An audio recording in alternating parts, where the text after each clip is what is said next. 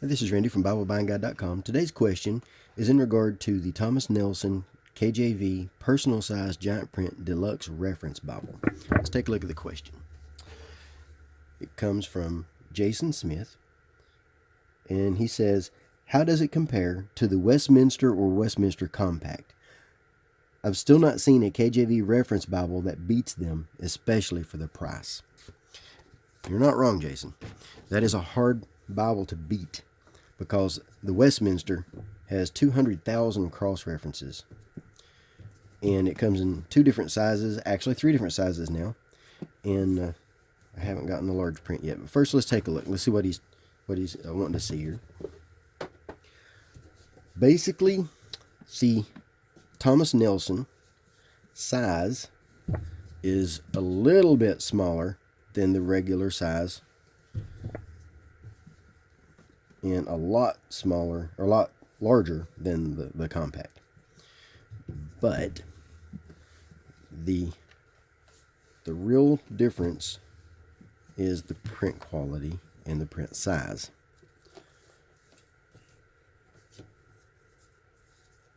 This one has a lot larger font, and it's darker to my eye. And this one has a sharp font. It's a really good font. This is using the typeface designed by 2K Denmark, and both look really good. They really do. This paper is white. This paper is cream. This is a more elegant paper than this one is, but this is still a good paper. It's easy to pick up and turn and rub the pages together and open, but this is too. They both are.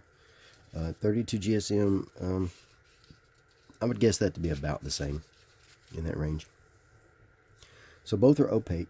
Both look really good.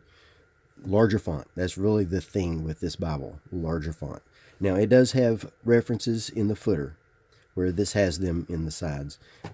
This has 200,000 cross-references. This, I don't know how many this has, but it's not that many. It could be the standard, something like 60,000 or 40,000. I don't really know, but if you're looking for references, you're not going to beat the Westminster. This one is black calfskin, and it's soft to the touch. This is my wife's Bible, and it has a paste down liner. It's a little bit stiff, and that's on purpose so that you can hold it out like this and easily hold it with one hand, no problem at all. And it's built well. It feels good. 4 ribbons. She's had this since 2012, and it's been her daily use Bible, and she has put a lot of use into it. This one is the personal size, or the compact edition. It has the same material that one does, except for the Concordance. So this one has all the back material here, tables of weights and measures, and lots of tables. They really put some serious thought into those tables. List of words and proper names with their pronunciation. I like that because it's not in the text. The text is sharp and clean, and pronunciation guides in the back. I like that. That's really nice. You have access to it if you want it. Daily reading plan. It's a 2-year plan that we used for a single year. And then maps. It's got some pages for notes, and then maps. Really nice maps. Kind of reminds me of a Risk board. I still like it though. It's really nice. But that's a good Bible, and you can see the difference in font size there. It's huge difference in font size. This is larger than the other one, so quite a bit difference. And this one, we see cowhide cover rather than calfskin cover. Both of these are calfskin. This one is cowhide and has a little bit of a grain to it. It's soft to the touch. I like the feel of these better, but I like this one. This one has raised ribs, which I like a lot. This one has a nice feel to it. I like cowhide a lot. It's also paste down and also stiff, but not as stiff as this one and this one. These feel thicker than this.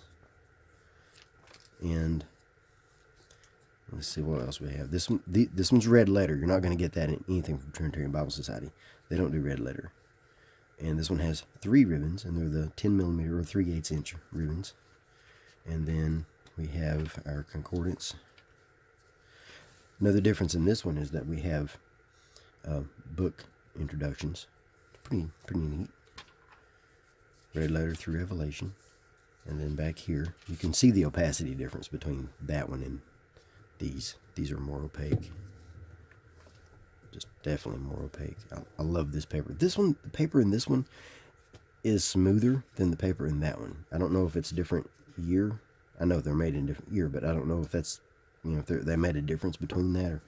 But this one has Miracles of Jesus. Really nice table. I like that table. Parables of Jesus, 1-year reading plan. This one gives you 2 readings per day. This reading plan also gives you 2 readings per day, but it breaks it up into a 2-year plan, which you can read as a 2-year or a 1 year. This one takes you through Psalms and Proverbs twice. Psalms twice and the New Testament twice, whereas this one just takes you through, if I remember correctly, it just takes you through the New Testament once. Decent concordance. Not as, let's compare. Let's look at how many entries we have here for God. I always like using that one because it's easy. It's easy to compare. Once I get a standard on something, I like to keep it. So we have basically a column. It's a 3-column. We have basically a column for God. We have Godhead, Godliness, Godly. So let's look. And you'll notice how that page is separating from the others. It's the way they're all Smythe sewn, but it's the way the sewing is done. This is a made in China Bible, where these are made in the Netherlands. And Netherlands is hard to beat. I love Bibles made in the Netherlands. They are just hard to beat. And you can see that's starting to separate a little bit. Now, like I say, she's used this since 2012. She's put some serious work in this Bible. Now, I have it by Schuyler. And here's how many we have. It's hard to tell. The reason it's hard to tell is because it is in a paragraph. I find that difficult to use, but at the same time, you get more in it. If I remember correctly, this has somewhere around 58 entries. But you can tell, it has the entry and then a little bit of the verse, an entry, a little bit of the verse, over, on and on and on and on and on until you get to the end. And then when you get to the end, it just throws a few more in there. So somewhere around 58, something like that.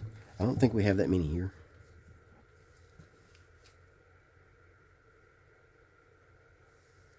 Probably 30 something. Still, it's good. This is a decent. It's a decent, good, basic concordance. Now I have the information about how many is actually in this on BibleBuyingGuide.com in the review, and that's not what he's asking because he did see that, but he's asking about how it compares. How does it compare overall? Which would I rather have overall? These are built better. They just are. They're built better. They feel better. They feel more. I don't want to say more premium. They feel like a higher quality.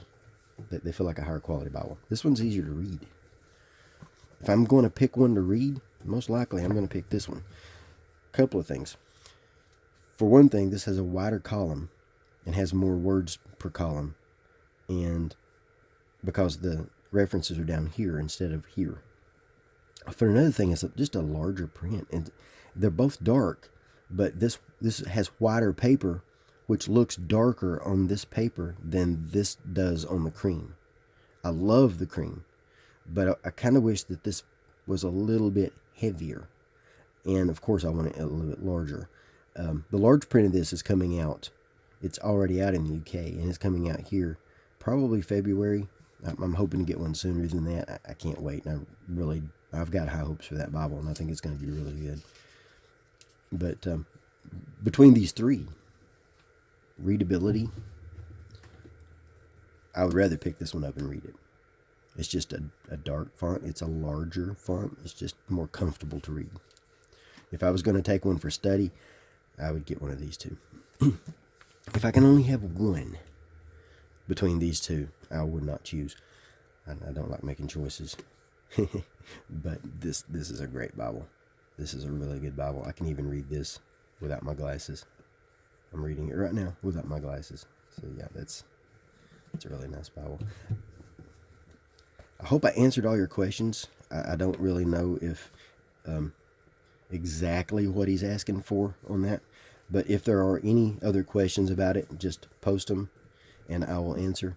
And if anyone else has any questions, post them either here or on Facebook or on Twitter or on BibleBuyingGuide.com. And I'm going to try to start making all these videos trying to answer all the questions. I have about 1.5 million questions that I haven't answered yet, and I have about 100-something thousand questions that I have answered. Okay, slight exaggeration, but not by a whole lot. But yeah, a little bit. But anyway, if you have any questions, just let me know, and I'll try to make a video and cover the question and hopefully answer them all. Thanks.